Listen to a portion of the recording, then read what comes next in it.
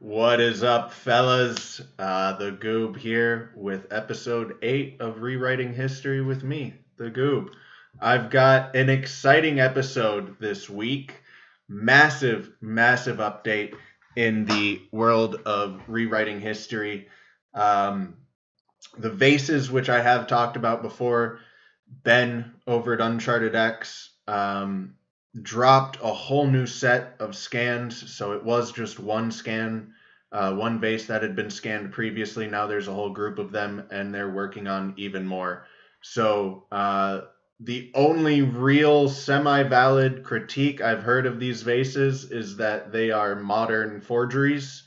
But now with these additional vases, that's seeming less and less likely. These seem to be completely legit, and they really change everything. But before I get too into that, I've got a little bit of housekeeping. I had some fantastic feedback from Lee side last week.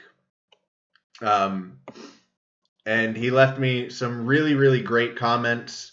I seriously appreciate them. I mean, he really took some effort here and left some A+ feedback. So I'm going to go over them. I'm going to respond to them a little bit. So that one I'll save for last. Take too long is not really a good argument. We are applying our own concept of needing things done quickly to a time where this didn't exist. I agree for the most part, and I probably am guilty of this, but I think that there are still some issues there. Like you look at the Kailasa Temple, which is the massive football stadium-sized temple that was carved out of a granite mountain. 2 million tons of granite were removed to create that, and then it was carved expertly, exquisitely, ornately over the entire surface. It's all in one piece, not a single flaw, at least not that we can detect. And the point I'm making here is that it was supposedly created in 18 years.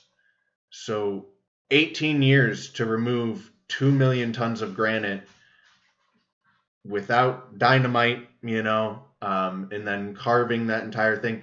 And that's maybe the most blatant example that I can think of, but there's a lot of examples like that. I think using the tools that have been ascribed through mainstream history, I think you do still run into time issues. I think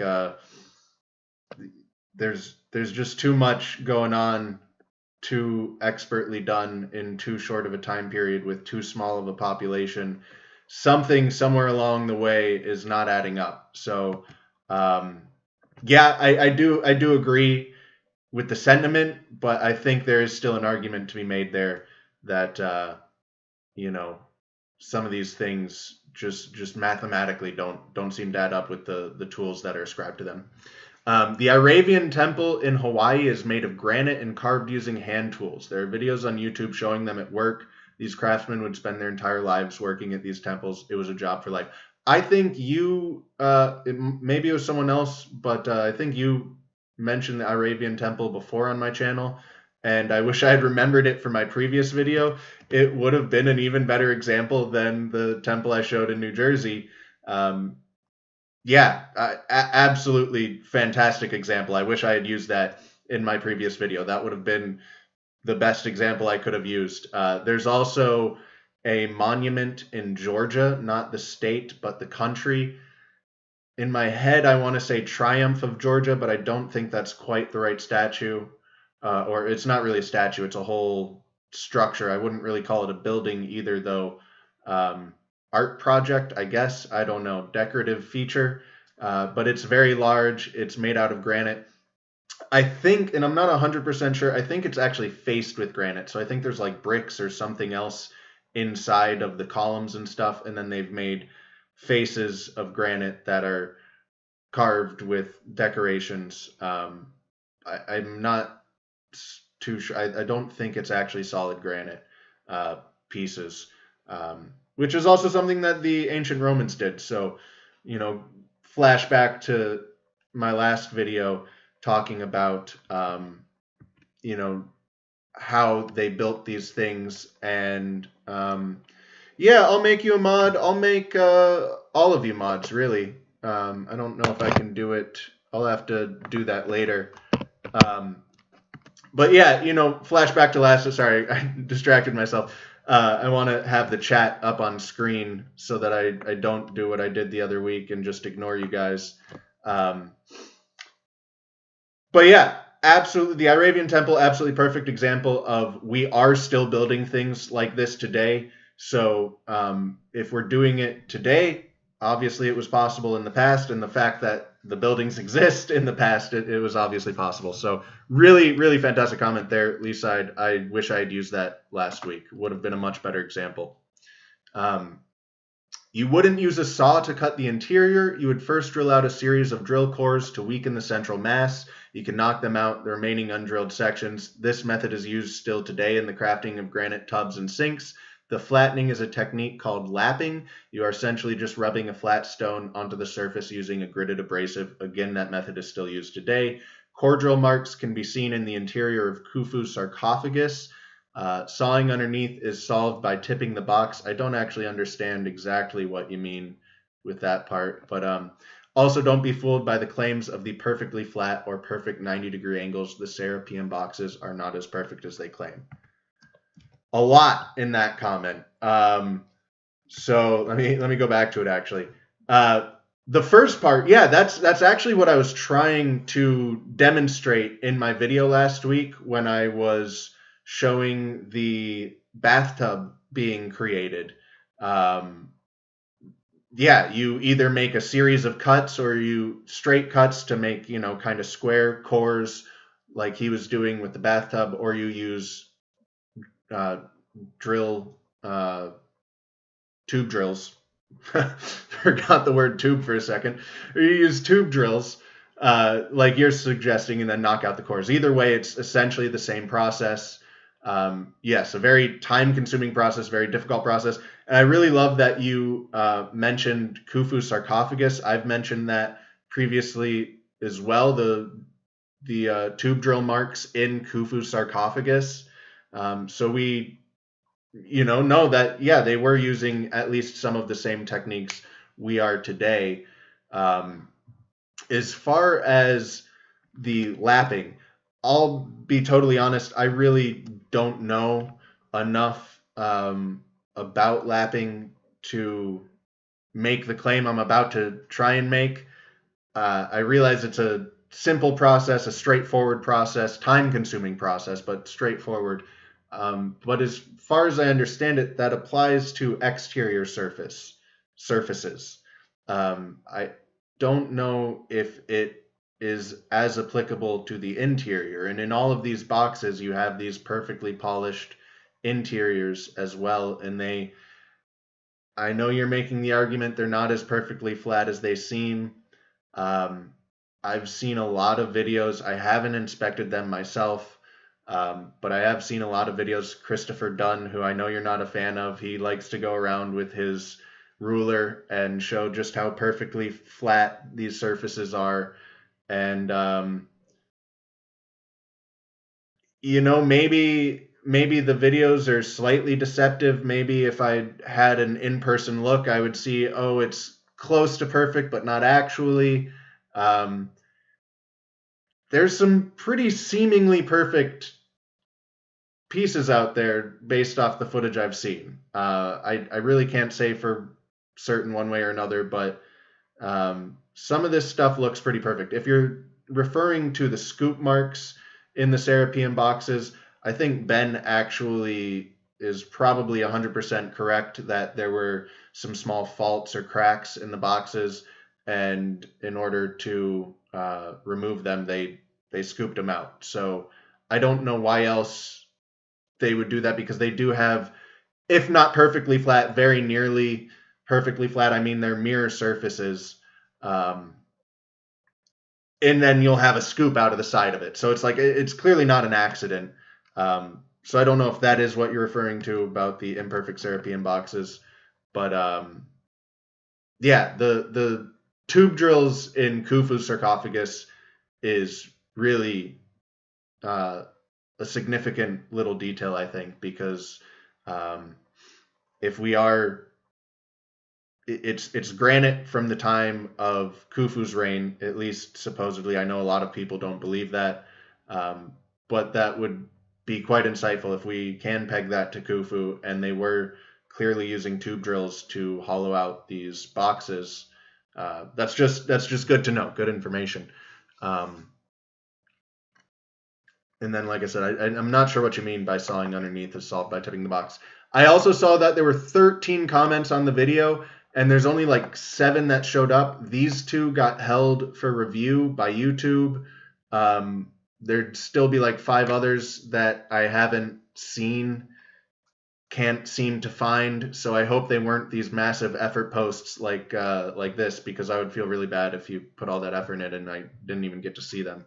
But real quickly, I'm going to address these 2 and then the one final comment. So the giant circular saws is bullshit claim made by Christopher Dunn and repeated by Uncharted X. Dunn is not a good source and has been debunked countless times. I agree with that. But just because someone has been a grifter or a liar or just mistaken, that doesn't mean that they can't speak the truth. You know, they can both be a liar and speak the truth at the same time. They're not mutually exclusive. So the argument I was making last week, and I don't know if I made it clearly, and if you go back and watch the video, you can actually see that copper blade, as small as it was towards the top, it got really fat. Copper is not a strong metal. It bends easily. You can't have a 2-foot deep copper blade that is also narrow and sawing through granite with any type of efficiency at all. There are narrow and deep cuts in Egypt. There's been really, and a lot of people actually like to reference this granite box that's in, I think, the Cairo Museum. It's in one of those museums. And there's a cut where they're cutting off the lid of the box, and the cut veers off. It's no longer a straight cut. And it's a pretty narrow cut. And that's not the only example, but it's a very deep cut, several feet, you know. I don't see how that's possible with a copper saw. A copper saw is, it just, there's certain cuts that don't fully add up to me with the copper. Yeah, that's I don't know. I'm in my head now. I'm thinking of other methods they could have used, and you know, it could be a case of me just not being creative enough, and maybe it's entirely possible, but there are some things that seem unlikely, and I referenced the one cut. I should have pulled up an image of this one, because it was a split rock. It looked to be a circular saw, and I know you make the argument that it looks like a circular saw because of the way the saw blades wear, and that's a good argument, but this specific cut was several feet deep, and the rock had split, so I can't tell how thin or narrow the cut was in the rock, you know, how much material they were removing, but it was circularly shaped, so it couldn't have been a saw going, you know, a narrow saw that was going back and forth across both sides. It was actually going into the rock that deep, which is where that argument of you can't maintain a saw blade of copper that long to cut that deeply into the stone with any type of thinness. And, you know, if you're removing several inches of granite just to cut it in half, that's a very, very, very inefficient way of cutting granite, both through time and the expense of copper. So, yeah, the circular saw marks that could have something to do with what you're saying, the wearing of saw blades. I still think there's an issue there. I still think some of these circular saw marks seem to be too deep to be explained by copper, even in a blade form, because I don't see a copper blade being big enough to cut that deep. Scientist against myths demonstration is just a proof of concept. The blade they are using is small and light. Imagine a much larger and heavier blade being used by two people back and forth. This is kind of what I'm talking about. I struggle to the blade gets too thick too quickly when you start getting deeper into the rock, or like I just said, you wouldn't see those circular saw marks if you had a blade like you're describing, where it's a thinner blade that's going all the way through the stone on one side all the way through the other side. You're not cutting from the top like they were in the video, but you have this long blade going all the way across. Then you wouldn't see those circular saw marks. So one way or another, it doesn't add up to me. There's plenty of evidence for using these materials, as we've found traces of copper. Absolutely agree. Yes, the methods you're describing were used. I just don't think they were the only methods being used. At Giza, Petrie noticed green staining on the sides of the 4th dynasty. Yeah, like I said, those methods were used. I don't debate that. I just think there's something else going on as well. In a piece of basalt from the pavement, eastern side of the Great Pyramid, Petrie noticed a saw cut with the sawing dust and sand still left in it. I can't stress how much I appreciate the effort you've put into this post here. Tubular drill marks exist on a block of stone from the 5th dynasty complex of Nicaea, which bears traces of verdigris left from the use of copper drill tube. Yeah, no argument. And there's also a lot of tube drills in alabaster that is outside, left out for the elements, and they don't look all that worse for the wear. Very soft stone. If they were 12,000 plus years old, Egypt was not always a desert. They would have a lot of water damage and wear and tear that they just don't display. So I agree 100%. They were definitely using these methods in ancient Egypt, and I have no debate there. And this is a lot of great information. I just don't think it necessarily discounts every single example. The fact that they were using copper to cut these things and use tube drills, I don't think means that there wasn't something else going on as well. Not going to read the rest of it because it's mostly more of the same. I want to get to the comment that I really wanted to address. This is the comment that really wanted to get to. I'm not sure why you claim the Romans could not work granite. They had an entire granite industry. The granite columns came from different granite quarries across the empire. Look at some of the porphyry sarcophagi from the Roman and Byzantine Empire. That's just as hard as granite, and they were capable of making boxes far more refined and exquisite than what was found in ancient Egypt. So I had to do a lot of research to try and find some proof of my claim. Also, before I get into that, I think there was one comment I skipped about lathes in ancient Egypt. I said Egypt, I meant India. I was wrong about that one. You were right. There are some people who debate whether or not they had the lathe, but it's generally kind of accepted that they do. So my claim of history claiming they didn't have the lathe, I retract that one. Thank you for that feedback, Leeside. But as for the Romans having the ability to work granite, so from 100 AD to 300 AD, there were some granite mines in operation in Rome itself. From 300 AD to 500 AD, I believe, is when Egypt was under Roman control, and they had granite that they were working over in Egypt at that time. it was also, whether you consider Egypt a part of Rome proper or not, there's semantics there that I could argue, that's not really Roman produced granite, but it was for those 200 years under Roman control. And then it's not until very nearly the 16th century. Sorry, an alarm going off here. Letting me know to lock my chickens up. The 16th century, so like a few years before 1500, Rome finally started working granite again.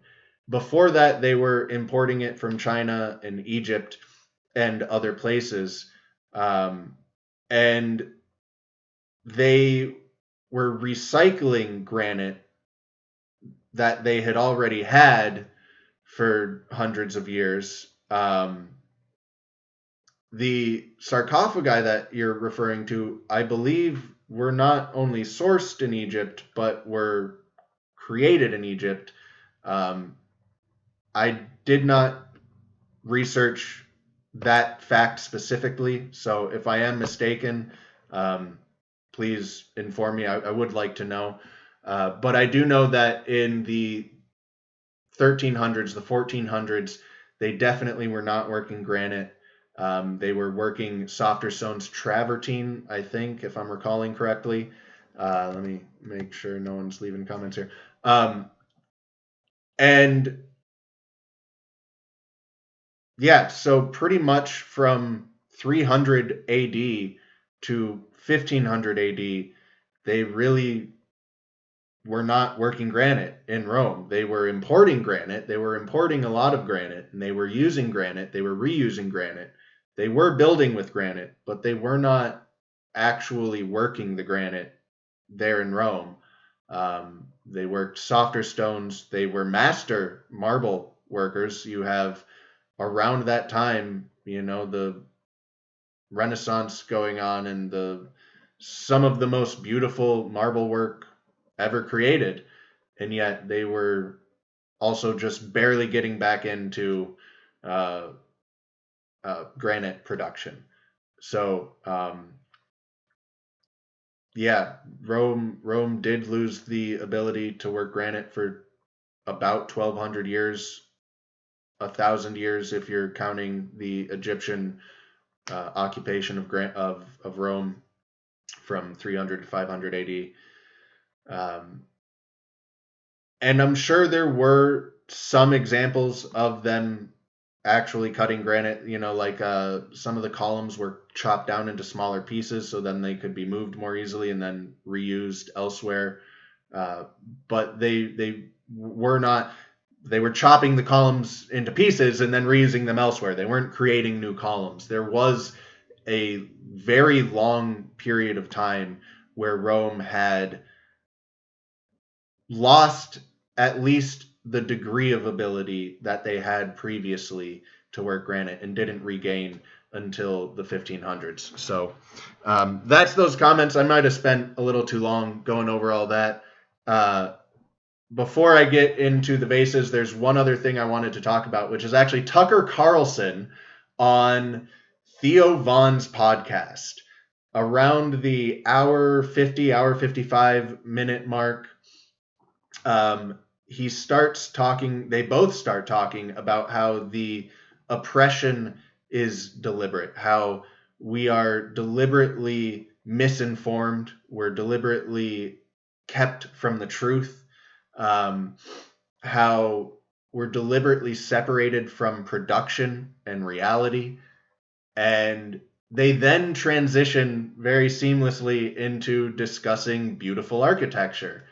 And this really struck me really, really significantly because this is a massive part of my view of the world, of how I view the structure of things. And it's one that I feel like I struggle to communicate effectively. So hearing someone like Tucker Carlson, who's far more eloquent than me, saying a lot of the things that I believe was fantastic. Architecture, this modern architecture, this modern art, it's not an accident that it's ugly. It is very deliberate and it's very powerful. The effect that it has on everyone cannot be understated. Theo Von talks about his family working in furniture industry. I think they chopped down the trees and built the furniture, did all that right there in his little town, and they, sat at the table and on the chairs that were built by his grandfather and his father, and it gave him this connectedness, and we've completely lost this. And he was getting that from his grandfather, right? He wasn't even the one making the chairs and the tables. It was his grandfather or his father. But it still gave him that connectedness. Nowadays, no one's producing anything anymore. And if they are, it's these, the drop ceiling, ugly office buildings, square, or these plywood homes, which really don't have much beauty either. It's all very oppressive. And when you're so separated from production and reality, you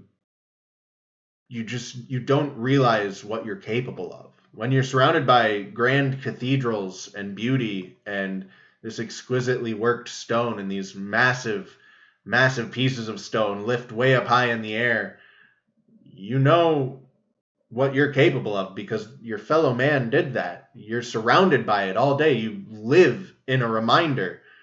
Now we live in a reminder of the exact opposite. It is soul-crushing and oppressing, and I believe that is why you see all of these conspiracy theories gaining so much popularity in recent times, ancient aliens and things like that, is because people can no longer conceive of actually making something beautiful anymore.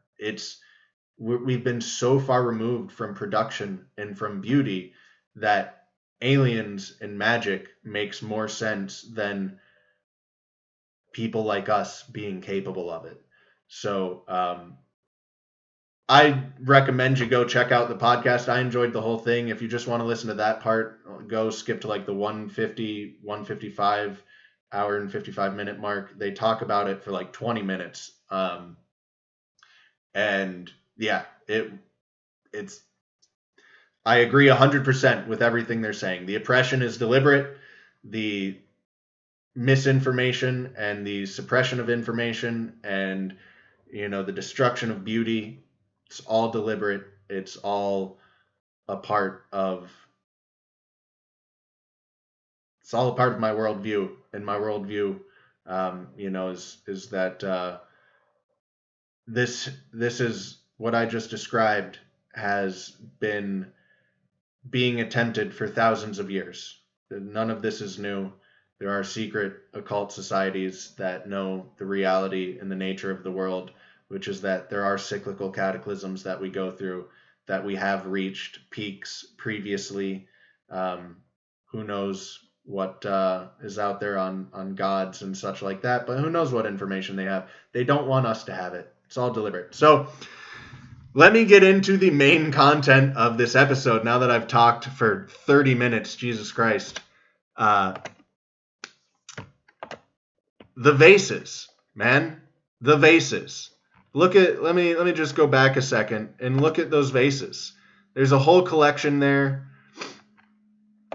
Whole collection of these vases. It's no longer just one vase that's been scanned. And let's just play this video in the background a little bit while I talk about them as he shows off some of these incredible vases. These are all ancient Egyptian, pre-dynastic Egyptian vases. You can see some of the light shining through the quartz in that vase right there. That's how thin that vase is, and that's not even the vase they refer to as the thin vase, I don't believe. There's a particularly thin vase in this collection. These are all the gadgets that they were using to scan them, pressure gauges, and towards the end of this, they pull up a modern vase, which I'm going to go ahead and skip to that because I actually thought that was really significant. They're talking about how much air are in all of these vases, and roughly seems to be about 5/1000ths of an inch. There's a little bit that are a little higher, some even lower than that, but roughly these vases deviate by about 5/1000ths of an inch, both on the inside and the outside of the vases. So this right here is a modern marble vase, not granite, but still stone, that was turned on a lathe, and you can see the outside of this varies by less than 5/1000ths of an inch. So just as good, if not maybe even slightly better than these ancient pre-dynastic Egyptian vases. So the whole argument of we can't do this today, this is just a standard vase that the guy had, that Christopher Dunn had, the guy that Leeside does not like. And I hope Christopher Dunn's involvement in this doesn't taint the project too much for Leeside, because I fully buy into this. I was already fully bought in after the first vase, but now, I truly think this is absolutely undeniable. So there's the control numbers down there, 5/1000th of an inch. Geez, that's a little bit of a tongue twister. And then you had the other vases, the Egyptian vases, which were pretty much the same exact numbers. That was, however, on the outside of the vase. And going back a little bit, because they showed the inside of the vase here, that's the inside of the modern vase. And it's nowhere near perfect. I mean, it's extremely rough inside of there, whereas all of these ancient Egyptian vases are just as perfect on the interior as they are on the exterior, or at least very close to it. You can see how perfectly well balanced that is. These vases are absolutely incredible.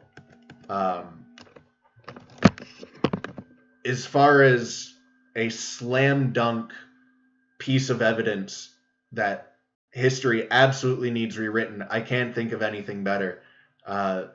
Even if you're not jumping all the way to the conclusions of ancient or Atlantis, rather, this super high tech society of spaceships and lasers.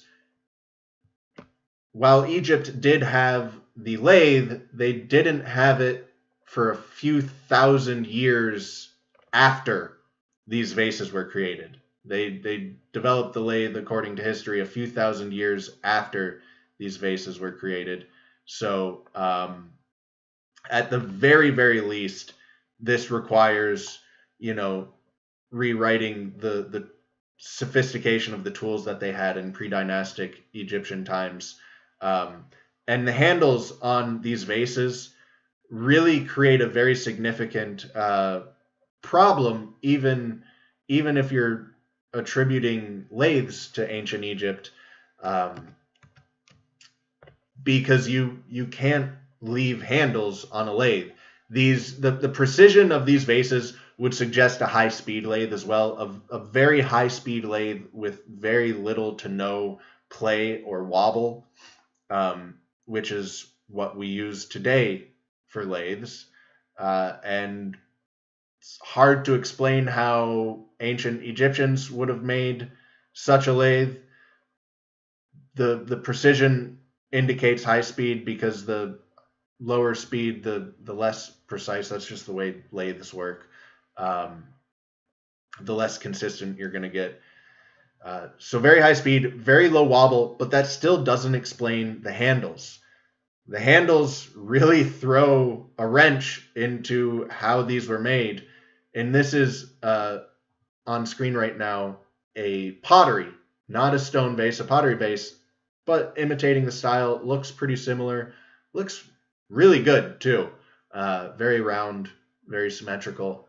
But these are on a whole different level. And those handles, the little lug handles on there, I don't know how you maintain that perfect sphere while cutting away those handles. Ben likes to talk about CNC machines. I really don't think this was a 7-axis CNC machine that made this. I think it probably was something more akin to a lathe, but even a lathe doesn't explain these things. They completely demand the rewriting of history, like starting from scratch. I cannot emphasize just how significant this is. There have been so many people who have come up with so many examples of things that should rewrite history, and they're always dismissed by comments kind of like some of the ones Leeside was making, where he goes, you're trying to put time into it, fit it into our box, when it's, really, you can't compare the way the Egyptians spent their time to the way we spend our time. And it was just hard work and time. It was just a lot of effort, slave labor, slave labor, slave labor. So many unexplainable things have been dismissed by this, it's just slave labor and time and effort argument, which I really don't think fairly and completely dismiss all of these claims, but that just can't be made for these vases. That argument does not work for these vases. It doesn't matter how many slaves you have. It doesn't matter how much time you have.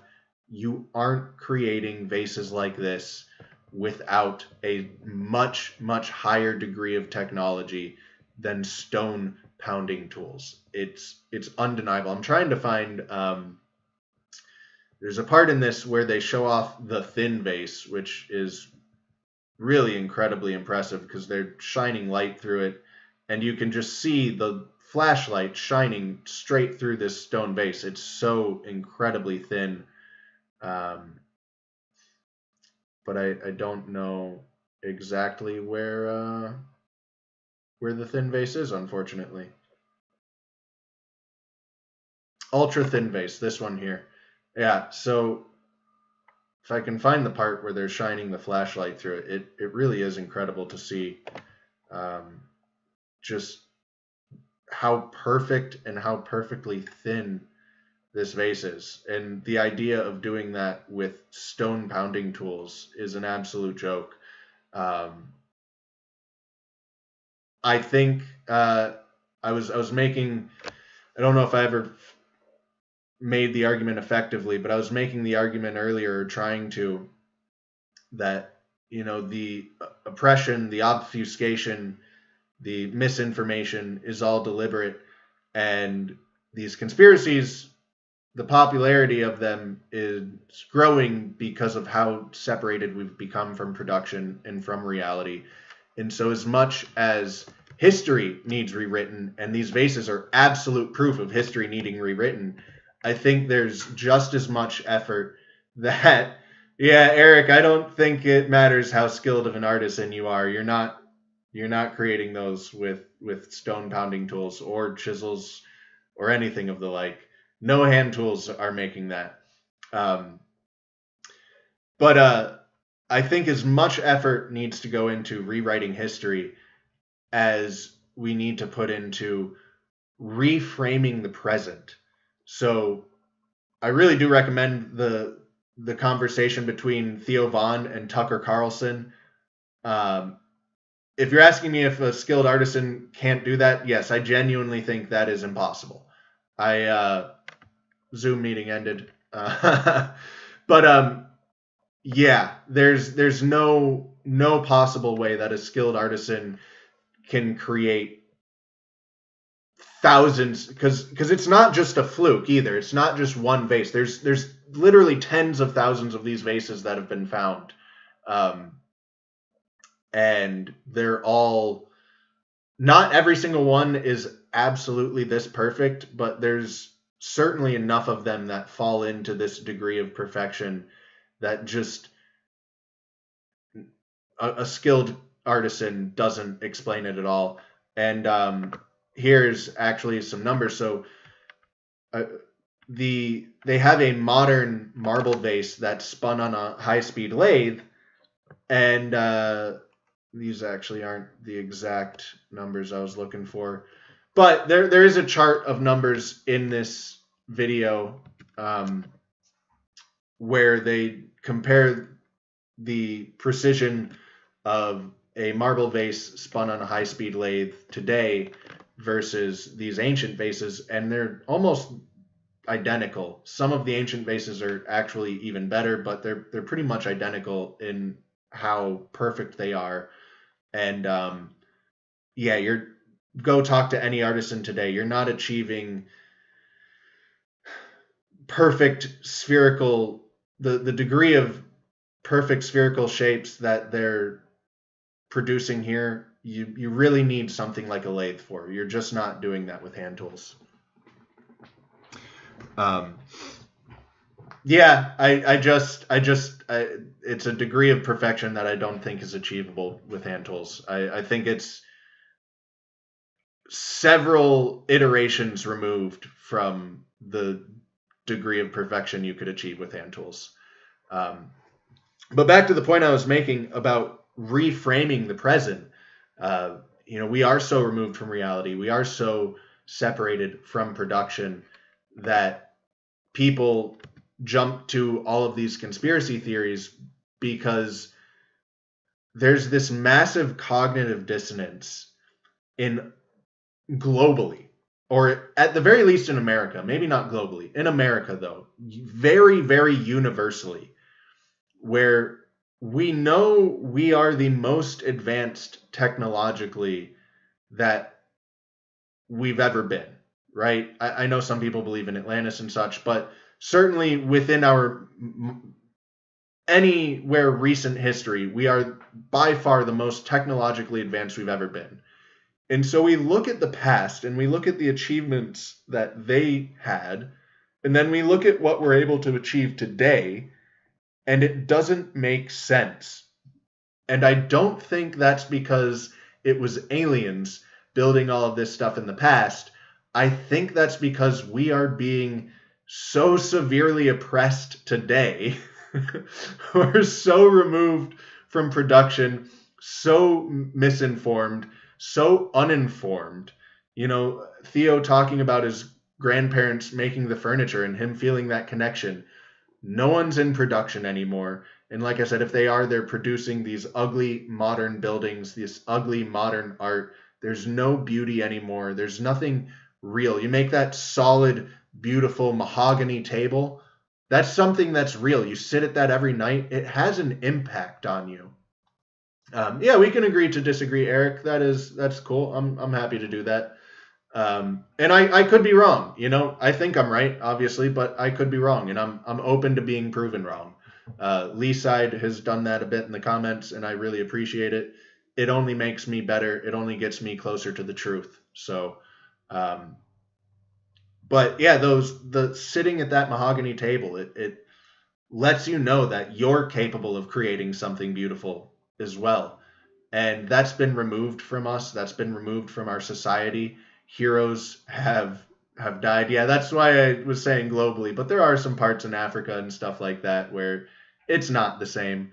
So, yeah, man, I think we really need to reframe the present and understand the degree of oppression, the degree of information that's been withheld from us, and the degree of lies that's been perpetrated upon us. The religion of science that we've all grown up accepting. We're all guilty of buying into the religion of science to some degree or another. Just about everybody knew the Big Bang was how the universe was created, and that it was 13.5 billion years old, and that the universe was expanding. And then the James Webb Telescope goes up and takes a few pictures, and that's completely erased. That is no longer a viable theory. It really hasn't been a viable theory for 70 years. They've been searching for dark matter to try and make, their model work for 70 years with no evidence. Here's the numbers I was talking about earlier, where you can see the modern marble vase compared to some of these ancient vases. And the ancient vases have slightly better numbers, but they're roughly about the same. So the level of precision you're getting on a high-speed lathe today, you're getting even slightly better than that in these ancient granite vases, which, yeah, I don't see as possible with hand tools, but we can agree to disagree. So yeah, we're being lied to. Science is all bullshit. And no one even seems to care. Like the fact that I'm gonna reopen a Zoom session, another one, because I feel like continuing to talk about this for a little while. I don't feel like ending this episode just yet. So give me just a minute to do that. It's difficult for me to multitask and stay on topic and all that. So I'm going to post the new Zoom invite link if you would like to join in on a Zoom meeting. You don't have to share your face to share your opinions. You can agree with me. You can disagree with me. You can agree to disagree. That is the new link. Now let me join myself.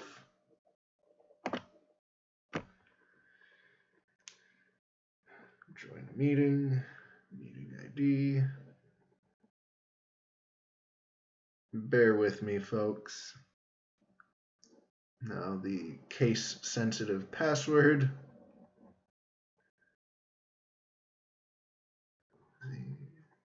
FRTI. Okay. There we go.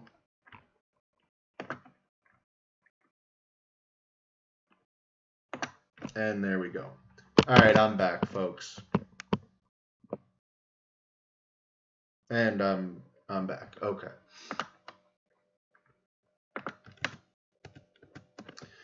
All right. You will another time? Yeah, man. I hope so. It would be really cool to get a call. But I appreciate all the feedback, whether it's in chat or on Zoom. So I really, really think that it's difficult for me to express the degree of obfuscation, the degree of hoodwinkery that has been pulled upon all of us, the degree of fakeness that modern science is. It's hard to find a better example than this Big Bang 13.5 billion year old universe thing with the James Webb Telescope. Cosmology is one of the more popular branches of science. It's one of the more, as far as I can tell, the general populace seems to have more interest in cosmology than most other branches of science. And people follow it. People like it. They're interested in it. For 70 years, Big Bang, dark matter, expanding universe, 13.5 billion year old universe was really the only narrative that you were allowed to discuss. Anything else and you were a crackpot. Anything else and you got your reputation ruined. And then all of that came unraveled, and I think it was already long unraveled before this. But with the James Webb Telescope, it was really the nail in the coffin, and all of that's thrown out now. Cosmologists are now going, well, okay, none of that's correct. The new information suggests a 27 billion year old universe, no Big Bang, no expansion, no dark matter. And no one even seems to care about this. No one's talking about this. This didn't make like massive waves. If I went out and did interviews on the street, I'm willing to bet that more than 9 out of 10 people wouldn't even know about this. This should be massive news, right? So that's how our science operates.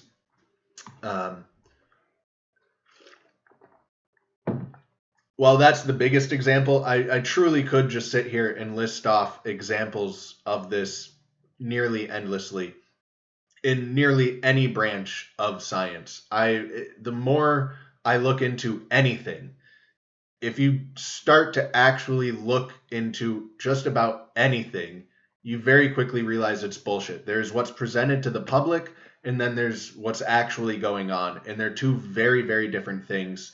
I talked about Crapopolis, how the silly TV show, it's a cartoon, it's not serious, but they make a point to emphasize the lack of technology that the Greeks had in every single episode. It's just not true. It's not even true according to archaeologists, but that's what's presented to the public.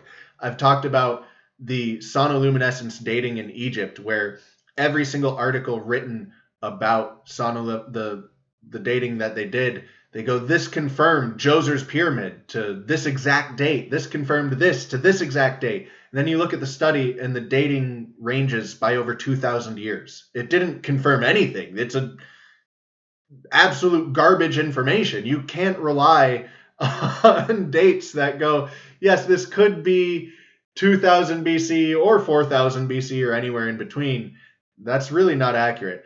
I watched a video today about how the lie of Roman roads, and the one guy who perpetuated this lie of how Roman roads are built layered, where you have the paving on top and then gravel and then fill and then all of this, these multi-layered roads, doesn't actually exist. This is perpetuated everywhere. It's perpetuated in textbooks, in schools even, It's not true.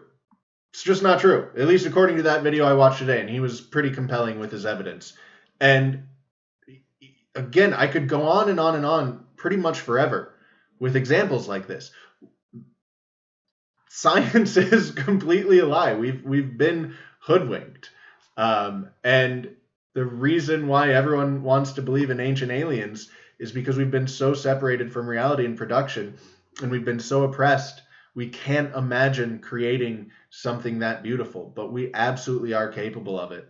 As much as I was disagreeing with Lee's side, I think in spirit, I like the gist of what he's saying. I really do agree with. People, you don't need magic. You don't need aliens. You don't need this super high-tech Atlantean civilization that's, this mythical degree of technology to achieve the things we see in the ancient past. You don't need, or even in the recent past, you have the splendor of the White City, the Chicago World's Fair of 1903, 1894, something, whatever, around that time period. Absolutely magnificent stuff. The cathedrals that were built. None of this requires anything beyond human ingenuity and hard work. And the fact that we're living in the most technologically advanced time period in history, and yet our wallets are getting thinner, our production ability is getting worse. Everything around us is ugly. There's no more beauty in the world. It's deliberate, and it's the reason why their history is so misunderstood. History itself needs rewritten, but we really need to reframe the present. We really need to understand that the world we're living in is not a natural one, that the suffering that's being imposed on us is being imposed on us. It is not just a byproduct of, the natural state of things. We are so much more technologically advanced, and yet we're struggling more and more. That's not the way this should work. So that cognitive dissonance, I really think, plays a massive role in the illusion of history. So, and it is cyclical. We've gone through these resets many times. The world gets butt fucked by the sun every 12,000 years, and potentially even more often. In my newsfeed, I am still seeing articles about the sun getting spicier, but they're reframed. So initially, I was seeing a lot of articles about the weakening of the magnetic poles. And then I was seeing a lot of articles about the sun ramping up in intensity. I now no longer see articles about the magnetic poles weakening. And I'm no longer seeing articles specifically talking about the sun ramping up in intensity. They're now focusing on the increasing aurora borealis activity. So it's the same thing. The aurora borealis activity is increasing because the sun is getting spicier, but they're no longer focusing on the sun getting spicier part. And I don't even see anything about the magnetic field anymore. And I think that's because we are getting dangerously close to this next reset, and they aren't supposed to talk about, they're switching soon. And they don't want to create panic, and they don't want to alert people to what's coming. So, they're trying to keep the headlines cheery. It's no longer, because they were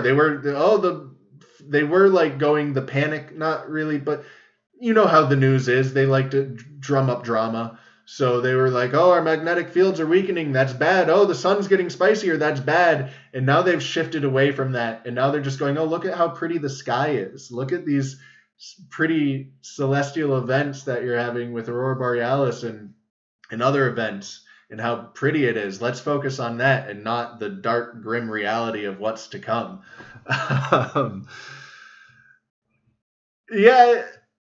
I don't know too much. I know that's been talked about, the molten core rotating faster and slower. I don't know too much about that part, but I do know that the magnetic poles are approaching each other. That's not a good thing. When north and south come together, you lose the whole magnetic field, and that is what's happening. And the weakening is accelerating. At the same time, the sun is getting spicier. If you go, I don't know. This stuff probably isn't in your guys' news feeds. Everyone has a customized news feed anymore. There is no longer the news. There's your news. So you probably won't notice any of this in your news feed, but I do. And the way that they've shifted how they're talking about it is very interesting to me, and how they're no longer going the grim route, and now it's, oh, look how pretty. Just something I found interesting. But I think I am going to wrap it up there. Thank you for hanging out, Eric, and anyone else who's out there listening. Check out that Tucker Carlson and Theo Von interview. It was a lot of fun. It starts out with Tucker pretending to be a cat swatting at a penis within like the first 30 seconds. It was an interesting interview. Didn't expect that. Also didn't expect him to so eloquently talk about how we're being deliberately oppressed, and how the architecture, ties into that, because that's really big to me. I can't stress how significant the destruction of beauty and architecture is. This modern art and architecture truly is oppressing. It has a massive effect on your humanity. Good talk, fellas. Thanks for joining. I will see you guys next week. I'm out.